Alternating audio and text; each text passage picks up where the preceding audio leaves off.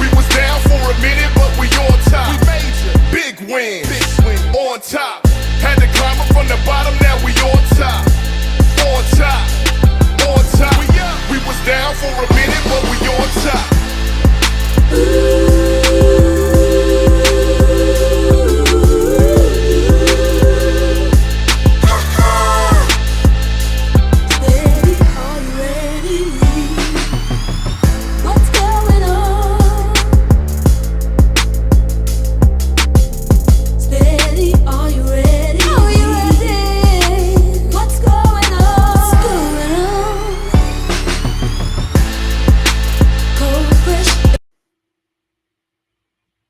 Ah, hey, what's happening, ladies and gentlemen? You know what it is. It's that real, original, most authentic podcast. That podcast that make everybody tune in. The one where they do everything that they don't do. You know what I'm saying? Because I am your host that does the most. Mr. Who They Want is back again, and we ready to ride that wave this evening. And you know how I had to go ahead and say, man, come keep me some company for this show tonight. I had to go grab that man Kyle E. He's a master editor. He's the host for A for Able. You know what I'm saying? Well, we talk about all things in mental health. We're gonna talk about all things in the blue sticker community. And of course, you can't be a black nerd and not get nerdy if we don't switch over and talk about some stuff on the brain. You know what I'm saying? Got some new content coming down the pipeline really soon for all my viewers and listeners out there. And of course, this is live with DJ Steady and Company. We get real unapologetic.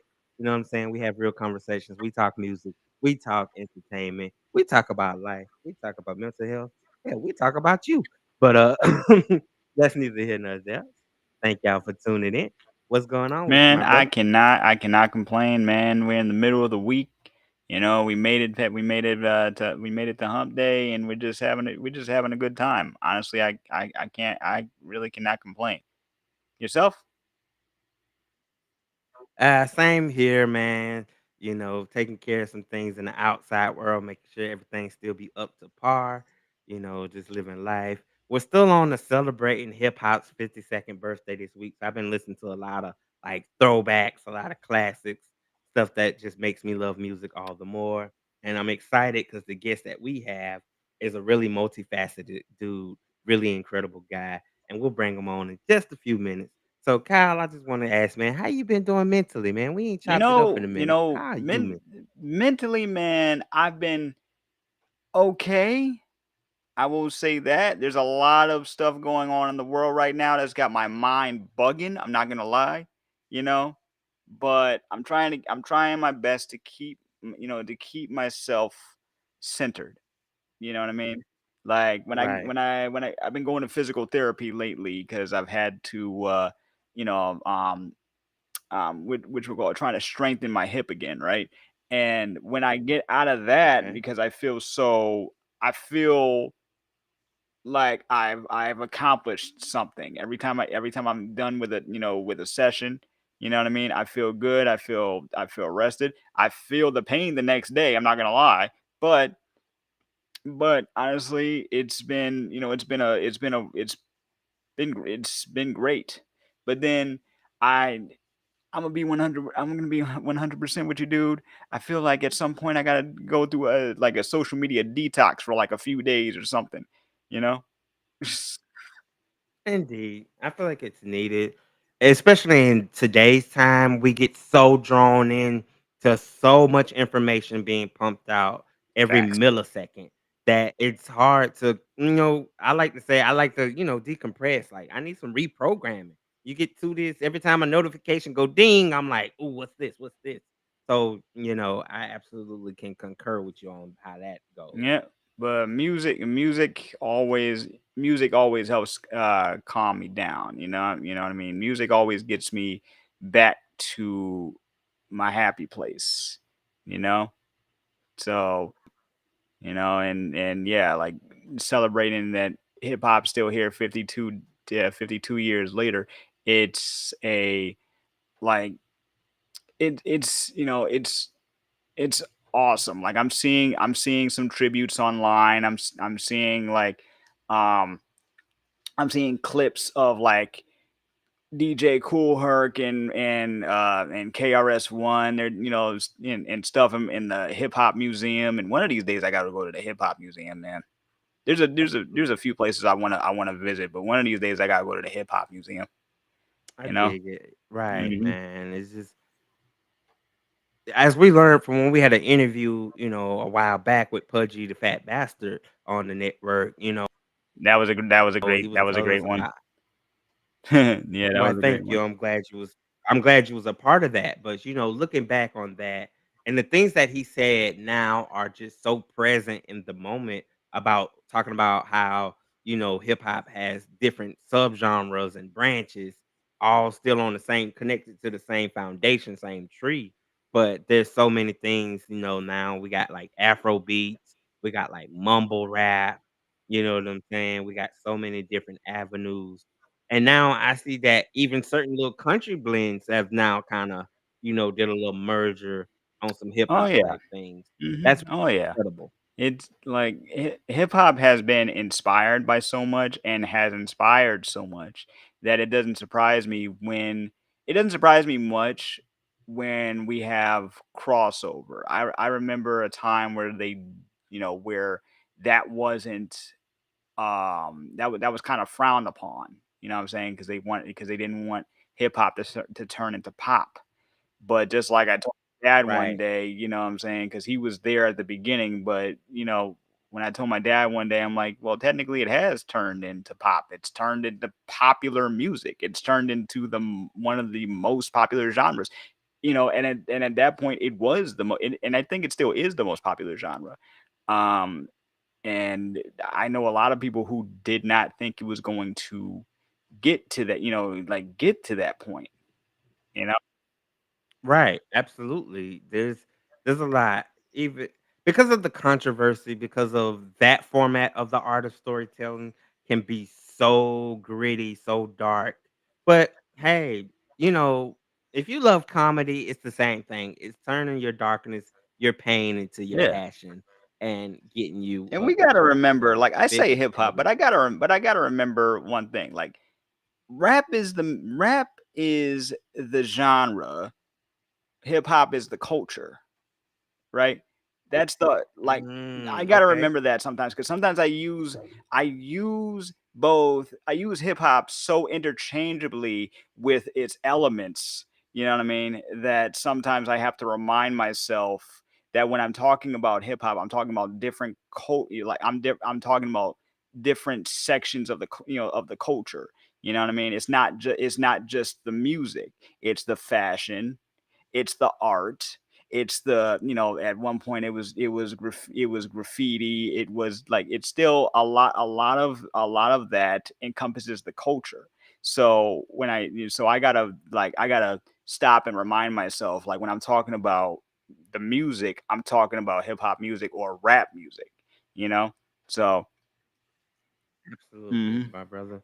So I'm gonna pose this question, and I'm gonna be very cautious as I approach it. But I'm just gonna ask this question, and I'm sure when my guests come on, he can chime in and put his tidbit. But who do you think is the Elvis Presley The of hip hop? Elvis Presley of hip-hop. Dag. um Okay.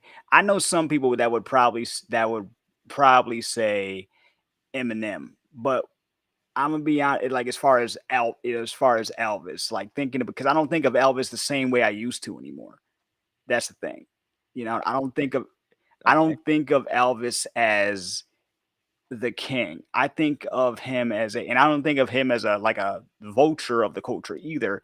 I think of he was the safe guy. You know what I mean? He was the guy that they would give all these songs to cut, to do either covers of. He was the pretty boy. He had talent and everything, and he hung around a lot of the culture makers of the time that did not get their credit. I will give him credit, but as far as calling him the king of like rock and roll or anything, I can't do that anymore. You know? So, but as far as the Elvis of hip hop, I don't know.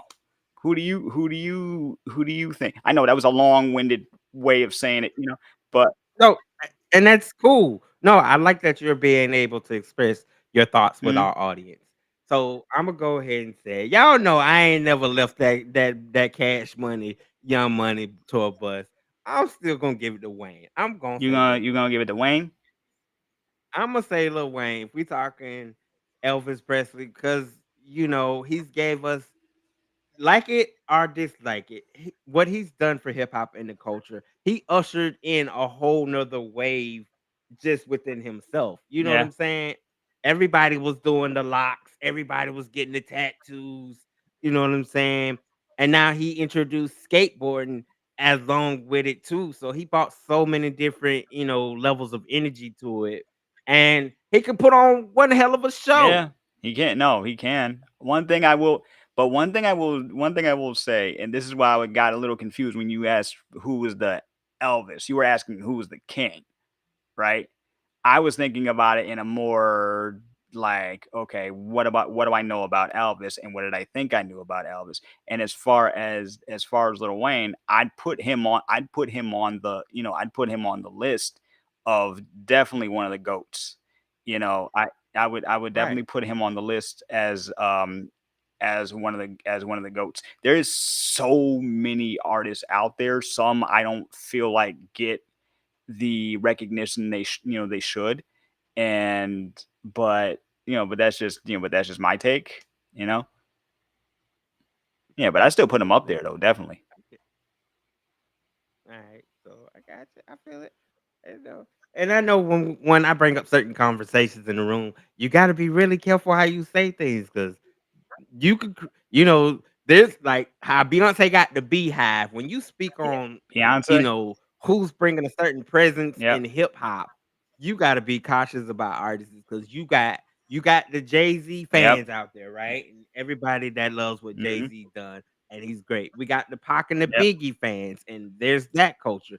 You got the NWAs. The The list could list go goes on, on and and on. the more, because you got the new school cats today too. So you also have to keep in mind that there's a bit of a generational gap there too. So our list, especially since we're millennials in our 30s, almost 40s. So what it looked like for Right. us is different than what it looks like now. And I'm not saying that's a bad thing at all. What I am saying is we need to make space for both. You know what I'm saying? Absolutely. And I real quick, just jumping into a comment. Shout out to everybody tuning in. Much love, much appreciation. But Mr. Jonathan Coleman was just pointing out like he was saying that Lupe Fiasco was one of the artists, which Yep. he was. He came out with Kick Push and he kind of brought this. But if I may say, it really wasn't even Lupe. Because if you go back to the Neptunes and Pharrell, Skateboard P really kind of was the first one to put the whole skateboard lifestyle Well, into the sure. hip But hop rap Lupe never scene. called himself a skateboarder.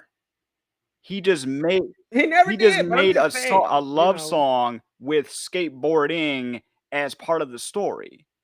you know? Whereas Pharrell called himself Skateboard P, and it became a whole, like, for a little bit there was some controversy around him calling himself that. They're like, "How are you gonna call yourself Skateboard P? You don't really skateboard, right?"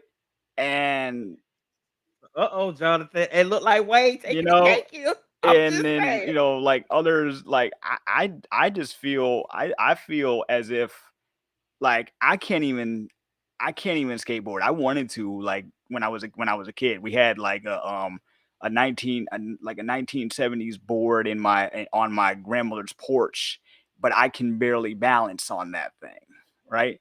But I always Oh, love seeing people do tricks and go off of ramps and stuff like that.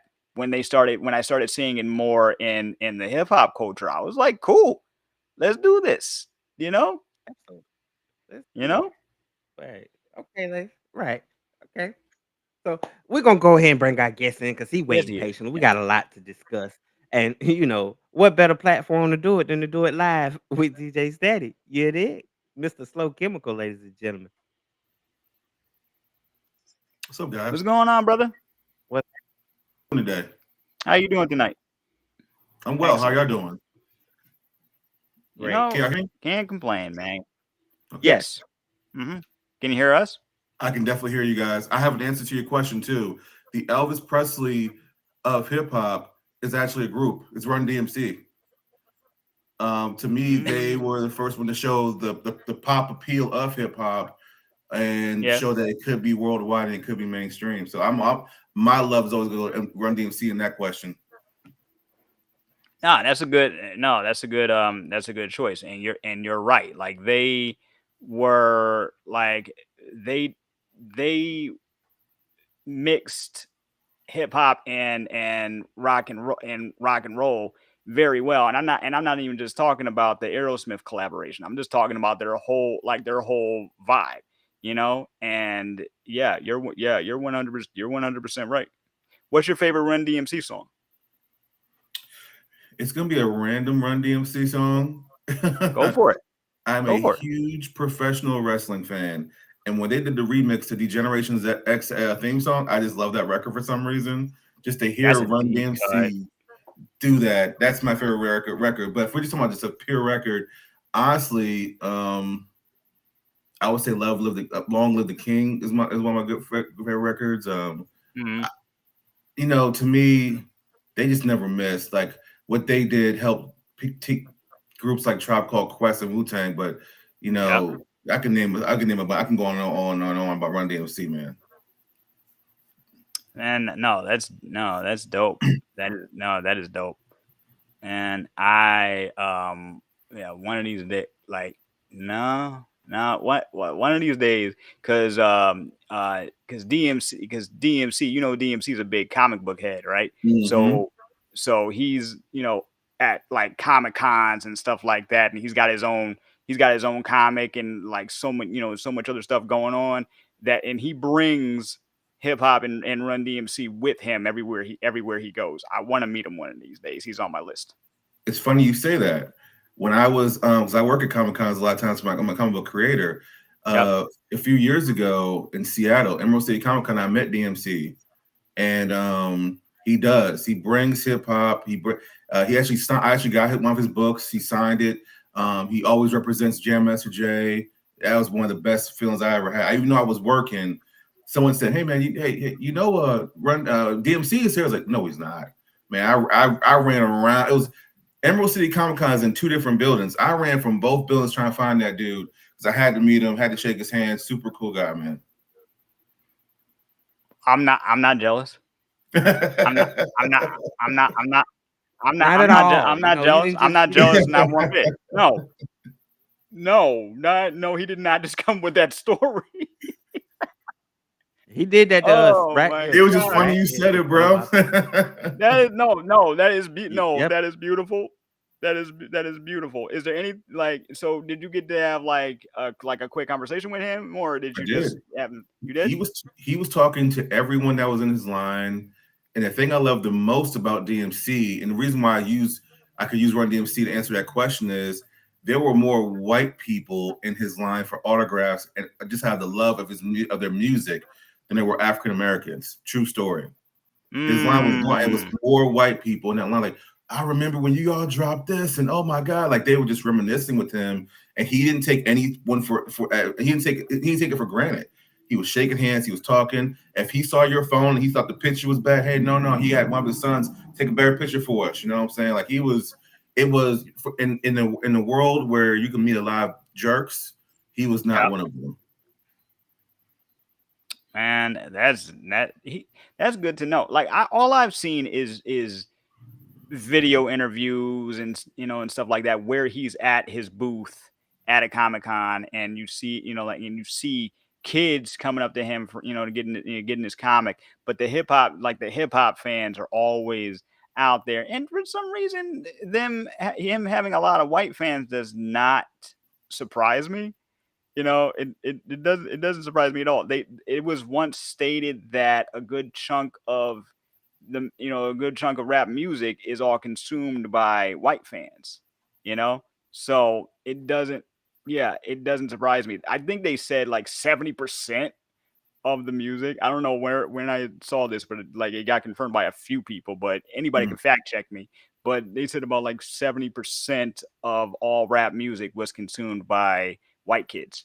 mm, So yeah, so that doesn't surprise me. But also getting into different, different types of entertainment, like you yourself, musician, comic creator, stuff like that.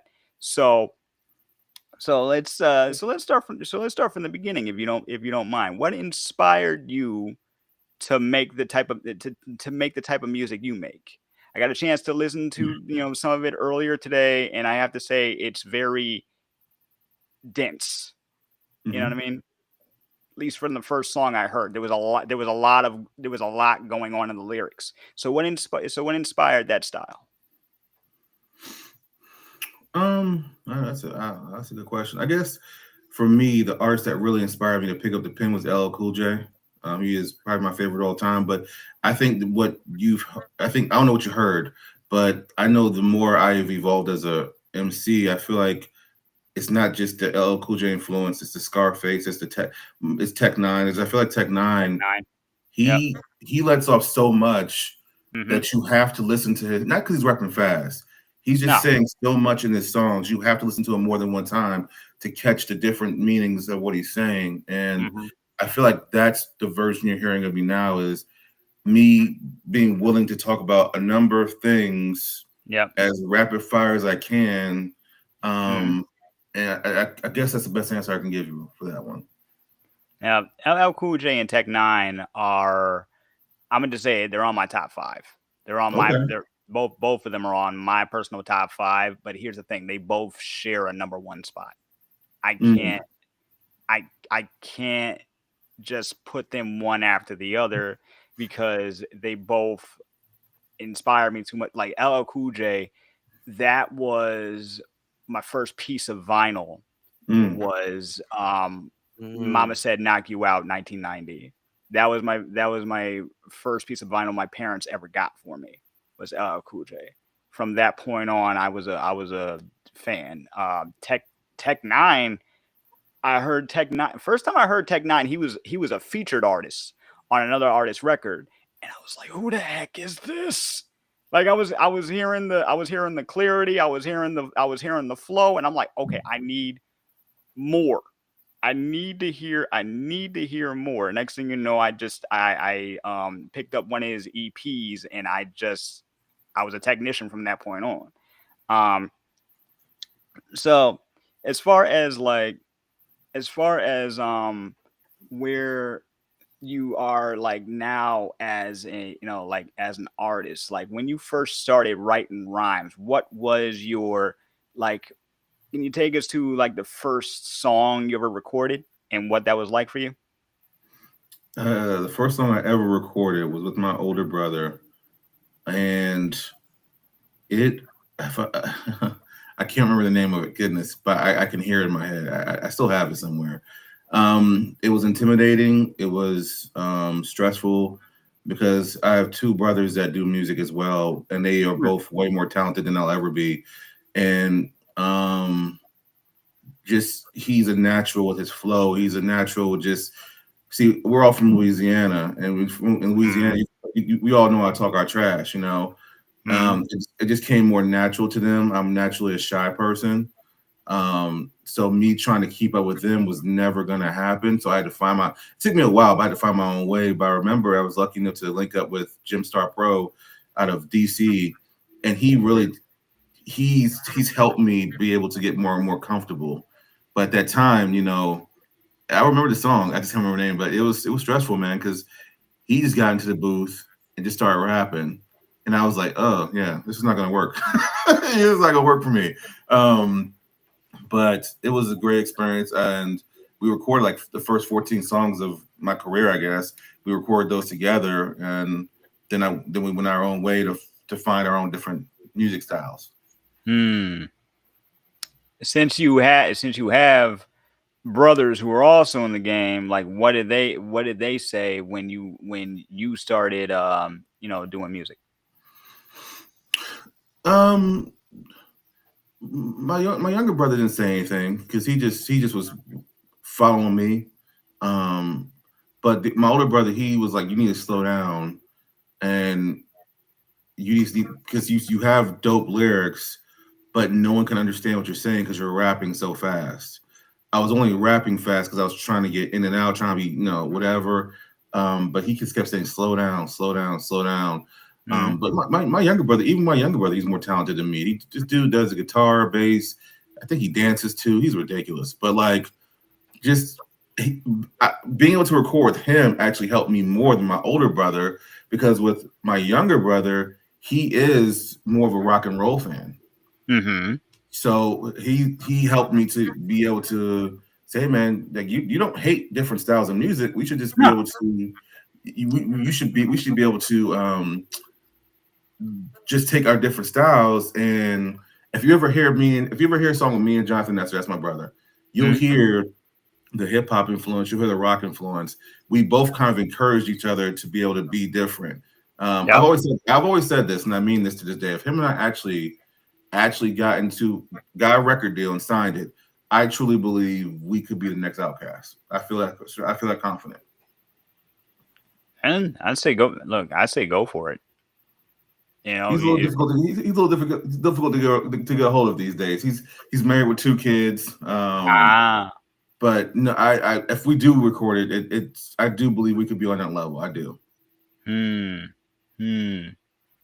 It's and when you say like hip hop and rock and roll have always had a good marriage.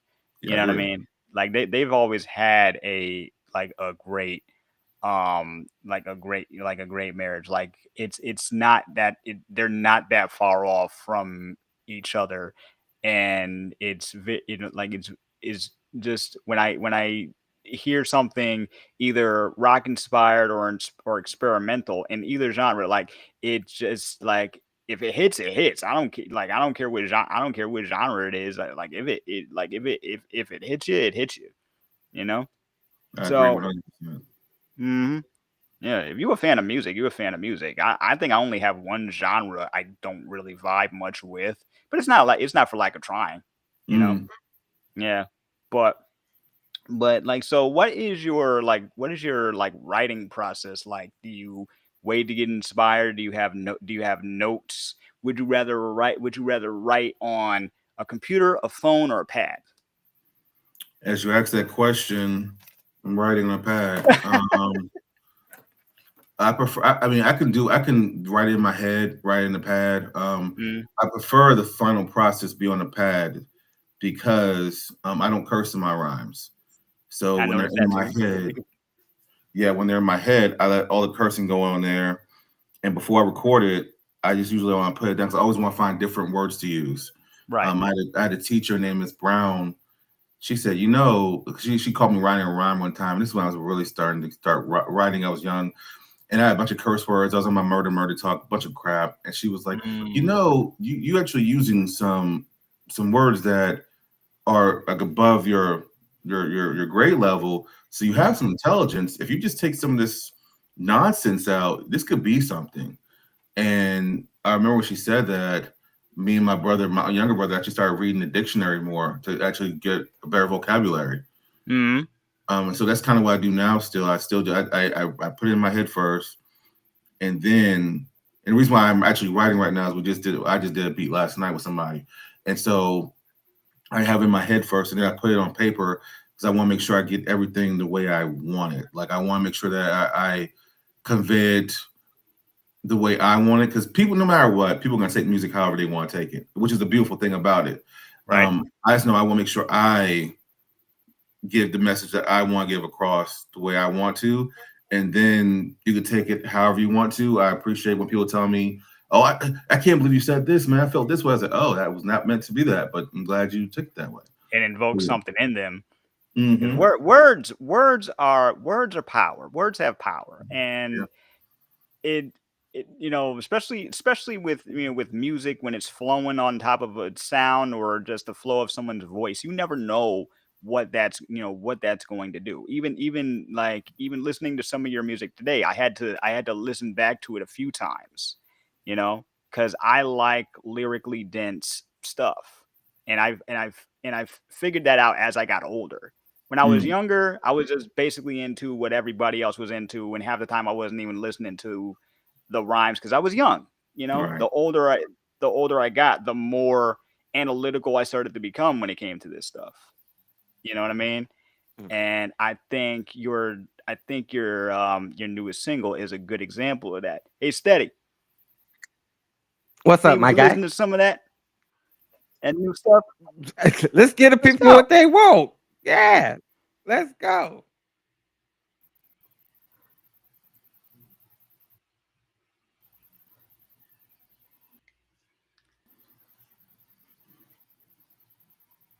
Got it.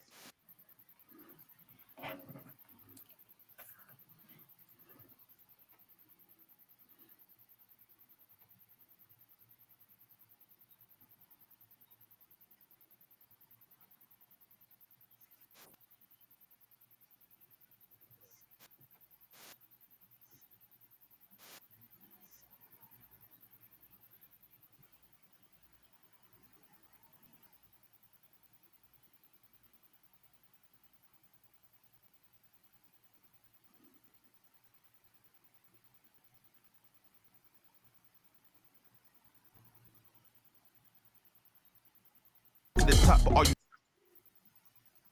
the real monster? Maybe one life we're meant to be weak, the other we're meant to conquer. Talk to me now, and next life I will sponsor. I guess I already am. Not too far from the days of cook spam. I guess it's okay to have ham. Yeah.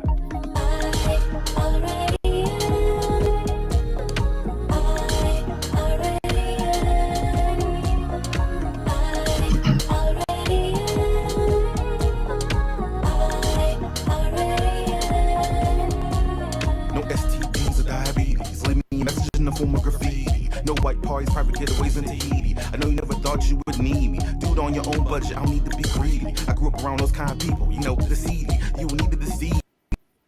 I see right through it. On the brink of robbing since true your bed, bring everything new in the kitchen sink. You broke Cuban links and he looks to your past self, your brash self. Now I see you with your hands out looking for help. The pot instrumentals, then I wrote words to it. Now I power back to you, the people. When the weapon's black and white, makes it more lethal. Our time's almost up. Let's get away from the evil.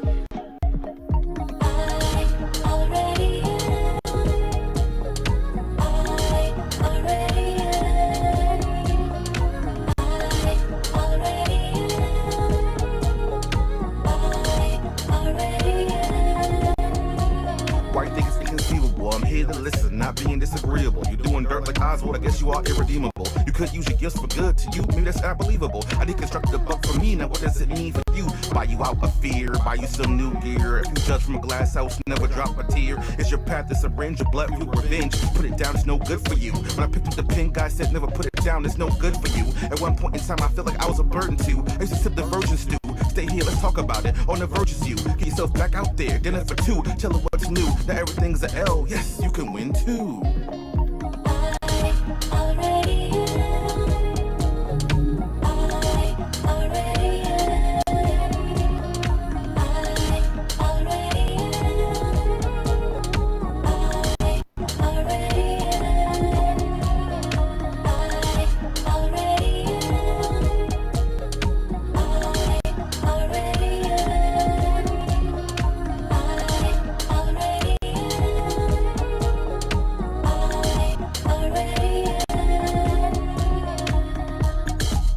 Get away from the evil. Get away from the evil. All right.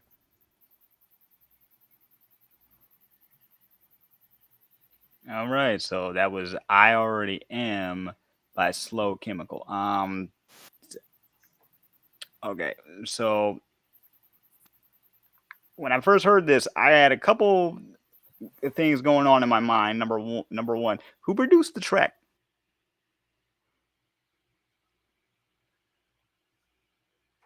Oop, you freeze? Did y'all freeze? I'm here. I'm about to say, am I by myself right now?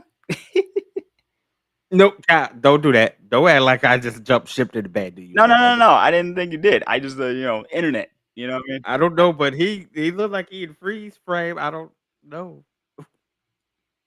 Technical difficulties. Right here on Live with DJ Steady and Company. Yeah, well, me the first time. Guess it's a bad time to say click that subscribe button now. It would not be. It would not be the first time. But this is what happens when you're just dealing with. Kyle, don't do that. Don't do that. What? Hakuna Matata. No We don't worries. talk about Hey, what no happened worries, bro. on WDW. Why you gotta bring WDW energy back over? No worries. No worries. Man. I don't know what he's talking about, ladies and gentlemen. Mm. All right. Hopefully he'll be So back in a moment. he'll try and back in, but I really liked it. The concept, I get it. It's seeing it from this light. You know what I'm saying? I already am your therapist. Mm. He's letting you know, like you in the therapy session, but I'm already that guy. Like, what more do you need? But I'm sure he can elaborate better on his song and his video. But I just want to say, y'all make sure y'all go and check that out. And make sure y'all go and stream his new EP, Go West, available on all platforms. You know Mm. what I'm saying? As we still take a deep dive into what he got going on. So until we get him back on the line, you know what I'm saying? How you feeling about the current state of hip hop today? Currently, I'm gonna be honest. I think I'm in my old man stage, and I gotta go in. I gotta go back in and see what I've missed. You know, because I realize I realized something. I there was something there are some things that I feel like I'm not vibing with as much. So I'm kind of the old, so I'm kind of like the old head, depending on who I'm around, you know. And Right. at the same time, I'm like, am I biased because because this sound doesn't ring with me, or am I just not? Like, am I not as open minded as I think I am? And that's the thing. I hold hip hop so close to the vest because I grew up around it that I think that was the issue. I don't treat any other genre like that. But I also find that I don't listen to a lot of the radio anymore, regardless of what genre it is. So like I said, I think I'm in my old man phase. But then again, we're in an age where okay, so one of my best friends um just introduced me to a song that he found via TikTok, because that's where a lot of us get our music now. We get it through 2-minute TikTok clips. You know what I'm saying? And then I Absolutely. started thinking to myself, after I'm listening to that bit of the song, I'm like, and I believe it had a Megan Thee Stallion feature up there. Now Megan's a beast to me. You know what I'm saying? So I was like, do I prefer just can I just hear it just for her rhyme, or do I want to listen to the whole song?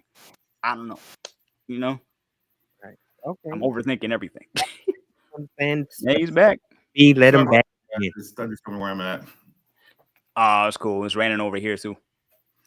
No, what I was saying though, I was answering your question. Me and Jim Star Pro produced that track though. Oh, it was both of y'all cooking it up, huh? Yeah, that was more. That was inspired by who was it? I don't want to lie. It was an ASAP Rock beat I was inspired by when we were doing that beat, and I No just wonder. yeah, and I just Yeah, was like, let's just try something different, let's just try something. And when it first came out, I liked it, but I didn't know what I was gonna do with it. And no, then yeah. we had that. Hmm. That, yeah. Okay. Because I heard the sample at first, and then I saw the visuals, and I'm like, okay, this is a therapy session, right? And that's what that's what it felt like. But did you so you were originally inspired by an Aesop Rock joint? Yeah, it's just as a beat, I hadn't have any lyrics at the time, and the only reason I even went the route I went, the hook that you hear wasn't supposed to be the hook. It was supposed to be a bridge, Hmm. and the way she sang it, I was like, this is the chorus. And I was like, this just makes more sense as a chorus instead of a bridge.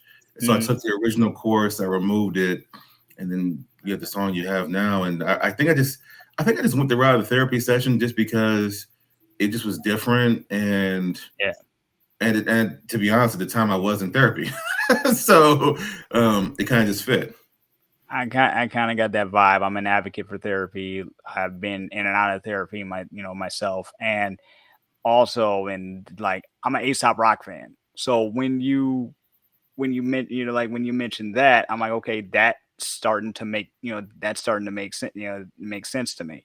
Um, the I feel like well, not every type of therapy works for everybody. I feel like we could all benefit from it in like some way, especially today, Yeah, you know. So that is and I'm not even just talking as a, in the as a member of the Afro American community. I mean, everybody. Everybody needs to go to some sort of therapy. My goodness gracious. yeah, you do. Man. Right, right on. So, you got this really cool EP that's out, going west. What was the creative process like when putting together that? All over the place. I didn't really have any plans to drop any music this year. Um, but last year, I started working at this job. I was working in a hospital, and I was just cleaning rooms. And this one guy was leaving the room. He wasn't sick or anything. He was like actually leaving the room, and he was talking to me. And he asked me, he said, "Hey man, what do you do?" I was like, "I'm cleaning your room. What do you think I'm doing?" He was like, "No, no, no. What do you actually do?" I was like, "Well, this is what I've been working on, and I've had some setbacks." He said, "Okay, well, that's what you are." He was like, "So you're a musician?" He was like, "Can I tell you a story?" I was like, "Sure." He was like, in the early 1800s, what they did when they wanted to be successful. I was like, mm-mm. They said go west. I was like, okay. And he said, when they asked about the most beautiful women, where the most beautiful, go west. He was like, I'm not telling you to go west. What I'm telling you to do is keep marching, keep moving, keep asking people. He was like, because I can feel that you're like not really encouraged, but I knew you weren't just this. And he was right. I was in transition and Mm, stuff like that. And I needed to hear that. And in that process, I had already had the Go West track recorded from like a couple years ago. But then once he said that, that opened the floodgates to my creativity. Next up was Under Pressure. Next up was Above the Law, Times of the Essence, stuff like that. On it, JT the Poet, I really was trying to reach out to DJs to have somebody host the podcast. I mean, the podcast, the EP. And me and yep. JT talk. He comes on my podcast all the time. We have a great relationship. And JT, he has this nice scruffy voice. And he's not a DJ, but he just I feel like he could do a good job. So I sent him the EP and said, "Hey man, if you're interested, just tell me if you want to do this." And what he sent me back was so different from what I was expecting. And I love what he did. And so I chopped up different parts of what he said and put him in front of each song. And then I ended up meeting this violinist, and we ended up adding some violin to two of the songs, the beginning of them, and it was just I just was all over the place. I like trying different things, like even Go West Yep. having harmonica in the track. That was just something different. I don't think I've heard. I'm sure someone's done it. I just haven't heard someone put harmonica on a hip hop track. I thought that would be cool to do, and a lot of my ideas are just a hodgepodge of just trying different things. And the thing I love about the team I usually work with, which is a very small team, Yep. they're at least open to saying, "Hey, I don't know if this is gonna sound good, but let's just try it. It can't hurt to try it. We ain't gotta put it out, But how do Yeah. you know unless you try it?" Hmm. I hear you being like willing to take chances with your sound and everything because my my follow up question was going to be like, instead he was just asking me what do I think about the current state of hip hop? What do you think about the current state of hip hop? I love it because what Clips just did by doing a old school rollout, not like, oh yeah, we're gonna type up some tweets, album out. They went all over the world. They're still touring Yeah. to show how important it is to do the follow up. I was just having a conversation earlier this year with my boy Raven about follow up, how important it is. If you think about every big hip hop star that has come up from this generation, if they haven't passed away, how often do you see them with the follow up? NBA YoungBoy has a huge following. He just drops music, might go on tour, may not, and then he's like, "Okay, I'll drop another album next month." There's no follow up with this Clips album, whether you like it or not. It doesn't matter. They made you least want to listen to some songs on there because they were all over Yep. the place. And then you have Clips dropped this year. JID just dropped. That's an amazing album. You know, Crazy. I actually was just I'm right the song right now. I keep hearing people say hip hop is dead. I need to check their pulse because that means they're not tuned in to what's going on right now. Hip hop is alive and Mm. well. You just need to pay attention to it, you know. And to me, like what Clips did, what JID's doing. You know, I think supposedly J. Cole's dropping this year too. There's a lot of people dropping. You know, even last year. I know I'm biased because he's my favorite, but LL Cool J, he has a platinum single out of last year's album. Like everything is still possible. Just gotta put the work in. You know, LL Cool J did a rollout too last year, so I Yep. love it. You know, and then top of that, we've had battles this year. This year's battle between Joey B and everybody on the West Coast was cool. Obviously the Kendrick and Drake thing, whatever. But come on, man, like you can't tell me hip hop is dead. You can't tell me it's in a bad space because I don't know, man. I feel like people are hungry, man. I will say this about hip hop, but I think this is about the music industry. I don't think there's any money in the music industry. You got to find other ways to do it, but it's not dead by any stretch of imagination to me. Yeah. Okay. Money in the music industry. One of the things that have changed and that has been integrated in just about every facet of our lives just in the past couple of years is the integration of AI. And you know Mm. how they've been trying to integrate AI into music in one way, shape, or form, right? And hip hop's no different. Do you see that becoming more of a thing as we go on? And could it change the way we listen to music? I mean, it's a lot of people are already trying to use it, you know, and yeah, it's gonna change the way we listen to music, man. But to me,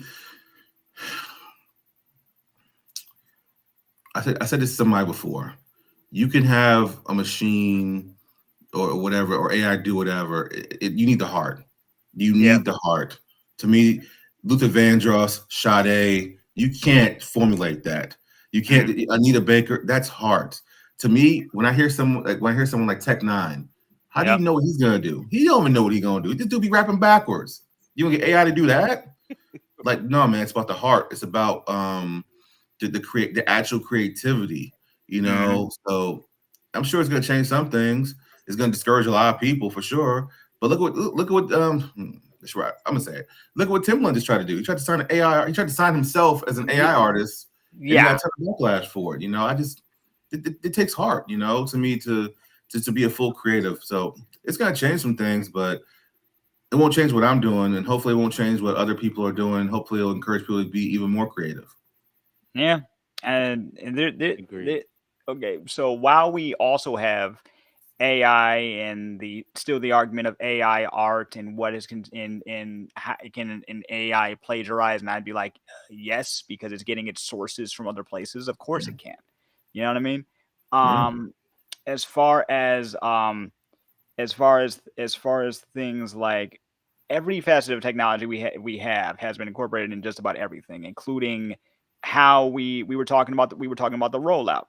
Most kids do everything on the internet nowadays, right? They do everything on the internet, but there is that small percentage of kids that are going back and looking at what was happening before. Like CDs saw a bump in sales, not too long ago, and they're still being sold. Tapes are seeing bumps in sales. Vinyl is seeing a bump in sales. Do you think that there's still a place for in a world where they're trying to wipe out physical media? Do you see it completely going away, or do you see it just having a second, third, fourth life? It will be a fourth life because there's always collectors. Like myself, I'm a huge Facts. action figure collector. Yep. Like you have people who want to repurpose. Like it's never gonna go away. Like the same way people are trying to companies are trying to get rid of DVDs and stuff like that. People still want to own it because you know what? Yep. The reason why they're trying to get rid of it is so that way you have to keep buying this or streaming service and then they could take it away and bring it. Yep. People are gonna buy this stuff. You know, like my ex, like she went out once she texted me about something And one of her favorite shows, they said they're going to remove it from one of the streaming services. I forgot what show it was. She went out to a CD warehouse, I think CD warehouse, something like that in Yeah. Maryland. He went out and bought all the DVDs of it. Said, they're not going to take it from me. I'm going to have it for the rest of my life. She was not playing, man. So, like I was saying, there's always a place for it. There will be a place for it. I'm not surprised, Do I think it's going to sell millions upon millions? Probably not. But there still will be a loyal fan base for it that actually want physical stuff, like me selling comic books. Yep. I can't tell you how many times I send out links and people are like, "Yeah, bro, this is cool, but I want a physical." You want a physical. So it's like, okay, cool. People always want something they can actually touch and hold, man. That's what it is. Something tangible. Something tangible. Absolutely. So let's dive into that side of you, the comic book creator side of Yeah. you. How did you get started into that field? I just wanted to do one book, and I met this guy during college, and we just were trying to figure out how we were going to put a book together. We put our first issue called Dawn the Mask in 2016. That took about 2 years for us to put together because I wasn't anywhere near the writer, or I didn't have anywhere near the confidence I have now. And I didn't know what I was doing, he didn't know what he was doing. So we were trying to work with each other, all while balancing our personal stuff and our egos and whatever. And we dropped it on day one in April 2016. I think 2 weeks later, I got an email from Indianapolis Comic Con. And they're like, "Hey, we saw that you just dropped a comic book. Would you be interested in being on a panel?" I was like, "What am I going to talk about?" And I'd never been to a Comic Con at that point. And so me and him went to Indianapolis Comic Con, which was our first time being a con feature. And when I went there, I just fell in love with it. And then all of a sudden I caught this bug of I want to tell a bunch of stories.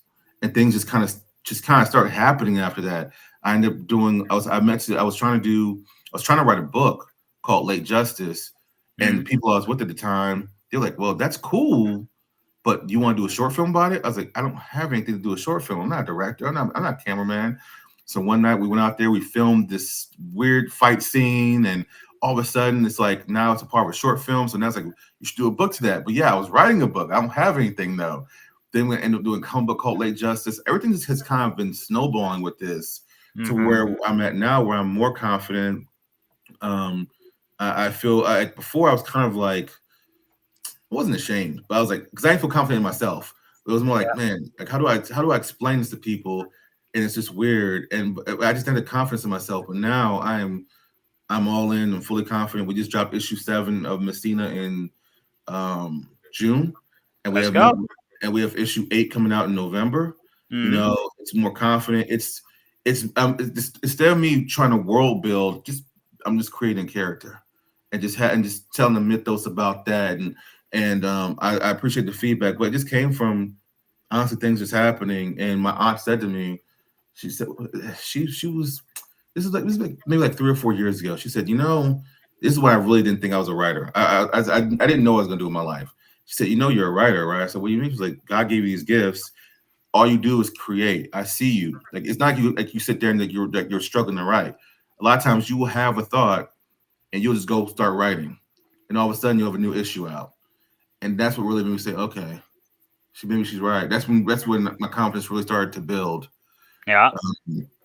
But this entire time I was going to different Comic Cons. I've been invited to New York Comic Con, and the one that has eluded me is San Diego. I will be there. You will get there. You For will sure. get there. You will get there. You're already on the road, man. You will get there. So let's talk about it. Like, what is, if you were to describe your comic book to people, your book right now you're at about to be 8 issues. So what is it? So what is it about? Can I get a synopsis? Yeah. So Messina, essentially, I actually have way more than 8 issues. I have a bunch of different titles, but how Messina locks into this universe is he's actually same way Todd McFarlane has Spawn. Messina was the first character I ever visualized me having. I just didn't know how to draw him. I didn't know how to write him. I knew I wanted him to be Samoan, but that was it. And so then I'm going to a Comic-Con where I was doing a panel in Houston, Comic Palooza, and I met this artist, and I said, "Hey, man, can you just draw this idea I have?" and I paid like $20 or whatever to a random artist. She drew this idea, and it wasn't what would end up being, but it made the vision clearer. So Mm. essentially, the synopsis of Messina is he gets involved in the universe, but he is similar to me. He didn't have the confidence he can be a hero. I don't know who said this, but someone had a great tagline. They said DC Comics is about gods trying to be humans. Marvel Comics is humans trying to be heroes. My people are humans trying to remain humans. After the events of Dawn the Mask, a nitro bomb is dropped, and it creates all these powers, heroes, villains, all that good stuff. But if you actually take a look at and read the heroes, like Messina specifically, he didn't want to take on the mantle of the Samoan Wolf. He was trying to be normal. He went to college. He went to Harvard. He was having a good time. He was partying it up. He was trying to live his best life. But then he got drawn into action because some people, some family members and friends were kidnapped. So essentially, Mm. the synopsis I can say is, what do you do when you think you're normal? None of us are normal. We're all extra. We're all extraordinary. We all are. But a lot of times we fight that, and I found myself doing that to myself, where it's like I had people like JT or Jonathan Coleman, Jay. They constantly say, "Hey man, you have this." Like when I did art, matter of fact, funny story. Jonathan Coleman, after he heard what I did with I Already Am, he heard the beat, but he didn't hear what I was going to do with it. After he heard that, he said, "Yo, you're one of the dopest producers I ever heard. Like, how did you hear that?" And just hearing those things, how can you keep rebuking that? How can you keep turning that way? Mm. So that's the best. It's a long synopsis, but Messina is just trying to remain human, but he's special, and he's learning the story. He's learning that. Yeah. Okay. I think we both can relate to not being confident enough to even, you know, like we have things that we're passionate about, but we didn't think that we could actually do it until we started to do it, i.e., podcasting and stuff, Mm, and stuff like that. I was a Okay, so growing up, I'm an animation nerd. I'm an anime nerd. I love, I love art and stuff like that, but I can't really, draw. Always wanted to do things like, like be a cartoonist or voice act or anything like that. Then I got into making um AMVs back when YouTube was still young, and my best friend showed me how to do it. Next thing you know, I kind of got hooked on it, and that became a hobby of mine. Then I started editing for people, and I did so much work for free. And then one day, my mom, who was trying to get better at, like, because my mother's a health coach, and she was doing like talks and stuff like that, and she was trying to get better at doing what she does. She wanted me to help her, and she looked at me and she said, "Charge me." I'm like, mm, "Ma, what do you mean charge you?" I didn't feel comfortable charging people, especially family.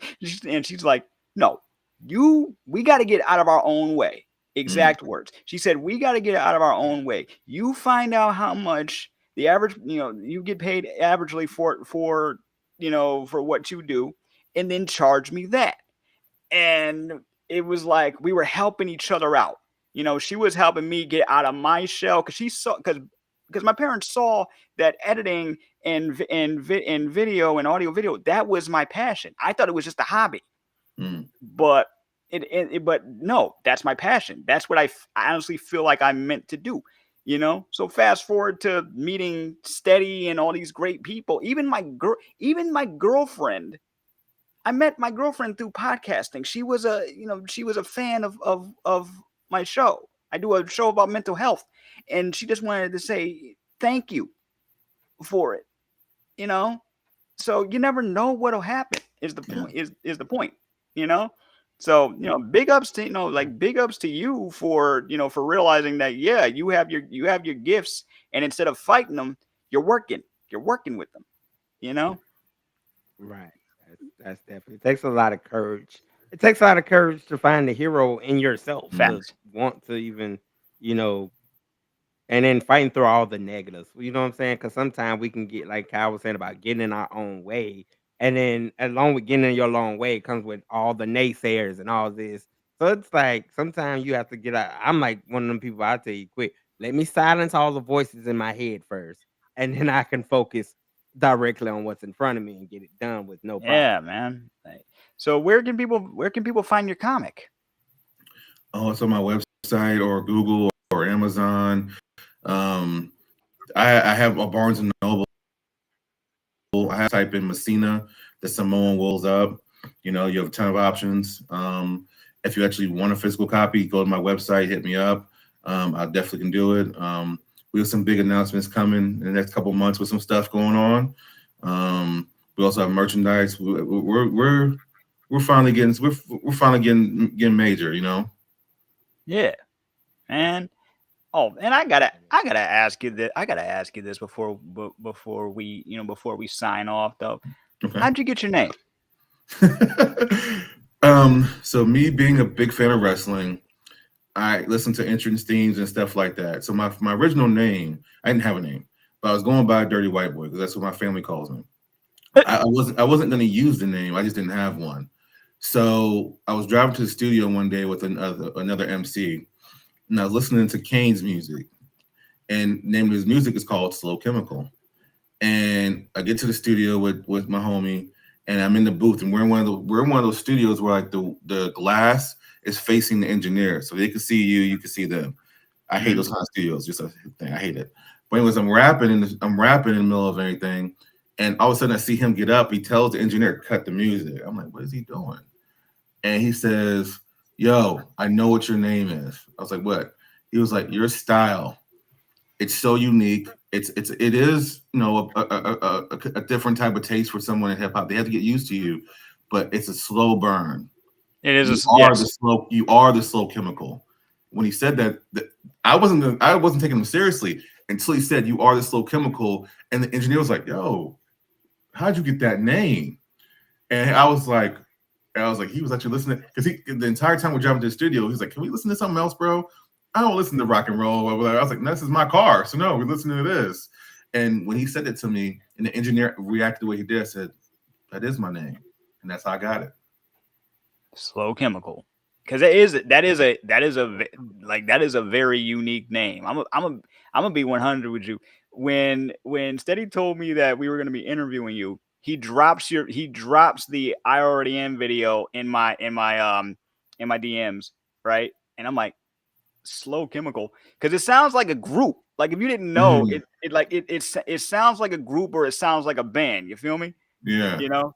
So so I was I was like, okay, the name. I always like people with unique names. You know what I'm saying? So yeah, so big ups to that. And I know you like, and I know you like, I know you like a lot of people in rock too. So what are some of your favorite bands? Oh man, I like poppy bands, bro. I like Papa Roach. Yeah. Uh, I have a soft spot for Skillet. I have no idea why, bro. Don't ask me why.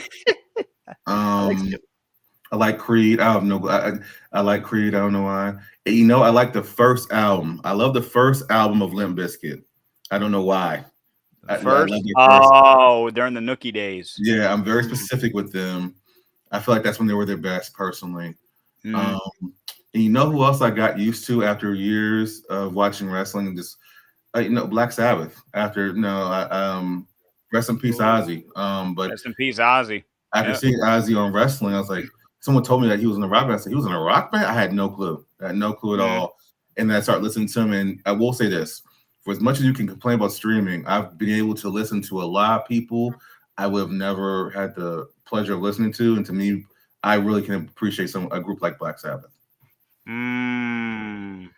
Indeed. Yeah, there's a tribute band. There's a Black Sabbath tribute band, but their whole shtick is they're basically telling people about the evils of fried food.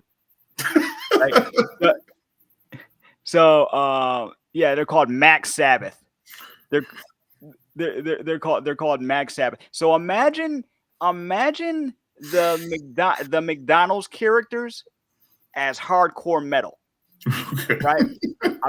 But Are instead you of making trying this to up, bro? no, dude, look it up. No, he's not. I assure I you, am he's not looking not. up. Look up Max Sabbath. All right. No, matter of fact, look up Osbourne meets Max Sabbath. He actually got to meet them, right? And they look like if the McDonald's Land Oh my god, characters this is real. for real, if they look like if the McDonald's Land characters were hardcore metalheads, okay? Seriously, you know. Instead of "I am Iron Man," they'll say "I am Frying Pan," and it's Right. Well, with that being said, ladies and gentlemen, I know that's the way to end it. right, Kyle, you just go drop this. You go drop this tidbit on us. We want to thank you for being our special guest today. You know what I'm saying? It was dope diving into the man behind the camera, behind the ink. You know what I'm saying? Future legend. You know, got a little slow burn start, but I it see was what a you did great there. ride. You know what I'm saying? Exactly. You know, we're gonna continue to go west for the duration of this evening. You know what I'm saying? So go ahead and tell everybody where they can find you at, where they can subscribe. You know what I'm saying? I know you already done dropped your website early, but just go ahead. So the people in the back that probably just tuned in at the tail end was like, what he got going on? Who is this low chemical? This Well, is your thank you guys moment. for having me on. First of all, it's been fun. Um, Check me out on Instagram. I am Slow Chemical. Also my website, rebootentertainment.com. And also you can hit me up on Blue Sky as well with I am Slow Kim 45. Um, I am way more active on Instagram, to be honest with you. It's just I'm not always on my phone. So well, that's just easier for me. But no, I will always respond. Um, I look here, just one thing I say before I go is let's just do what you want to do, guys. Have a good try to enjoy life. Life is too short. So I appreciate being on. Thank you for having me, guys. Yeah, absolutely, man. Absolutely. Yeah. Definitely checking out the music. Definitely check out the comics and steady. Thanks for having me on tonight, man. Absolutely. You know, it's always a fun time when you're hanging out with every DJ Steady. Are you ready? You Yep, know what yep. I'm saying? Y'all stay tuned. We got more content coming down the pipeline. We're gonna get up out of here. We're gonna enjoy the rest of our evening. You know what I'm saying? We're gonna end this. I'm gonna end the show with a little classic, little line. You know what I'm saying? Peace, love, never be normal. And if you stay ready, you ain't gotta get ready. Good night, beautiful people.